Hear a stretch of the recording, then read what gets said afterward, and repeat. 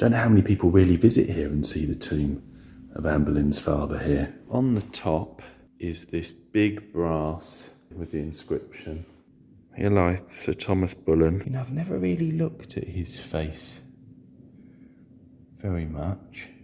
I do not think that the brass of Thomas Boleyn was made in 1538-9, and I'm trying to prove or disprove that theory. These two images are on the wall. You can see here, though, that they have put the inscription at the bottom of it, as it would be on lots of brasses, but we know that actually this is actually at the head and it's round the other way.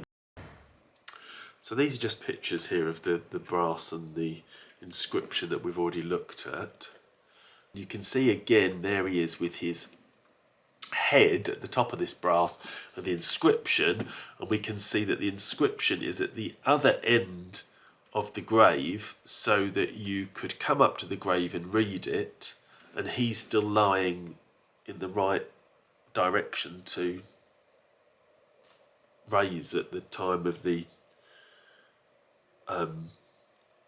resurrection or whatever it's called. And there's this little article here in this old book on monumental brasses. This is by Charles Boutel. I don't know what date this book is, but there's this little article which says here, a few brasses have been remarked in which the inscriptions appear reversed. At Hever in Kent, in the brass of Sir Thomas Boleyn, AD 1538, an instance of this occurs, and here the inscription plate is fixed above the head of the effigy and has its legend reversed.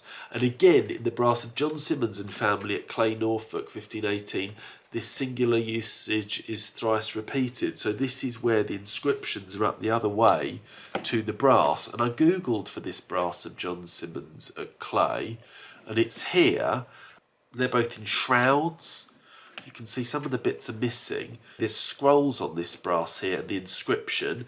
There are these 8 children at the bottom with their names, and when you look at this brass, you can see that the inscription, like the brass of Thomas Boleyn, is actually up the other way, upside down compared to the figures. The same for the children, which you can see here. This one very clearly says John at the end, and you can see John is up the wrong way. I think that's Agnes at one end as well. Anyway, but you can see that there, and also the scrolls are also up the other way too. Let's carry on with the records here that we've got. There is this article here, Sir Thomas Boleyn, the courtier diplomat, 1477 to 1539. It's got a rather poor quality version of the tomb there, which has been actually put up the wrong way. The next word we hear concerning the Master of Hever is from a letter written on the 13th of March to Cromwell by Robert Cranewell. Wiltshire's faithful steward wrote, "My good lord and master is dead. The old earl was about 62 years of age on the 12th of March 1539 when he faded into the mists of history." Wiltshire provided for his aged mother by leaving her 400 marks per year out of the issue of Essex lands. Apparently Wiltshire kept his estranged daughter Mary from inheriting as much of his property as possible. So, well, Mary Boleyn's not going to have put up the brass then, is she? She's not going to have done it if they were estranged.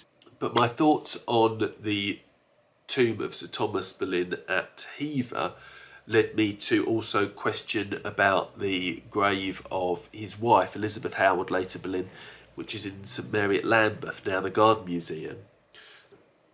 So I'm researching these two things side by side.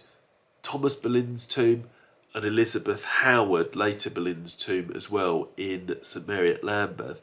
Can we find out any more about when the inscriptions were put on their graves, who might have put them there, and just see if we can discover a bit more about these parents of the incredibly famous Anne Boleyn. And I'll be keeping you updated here with what I discover.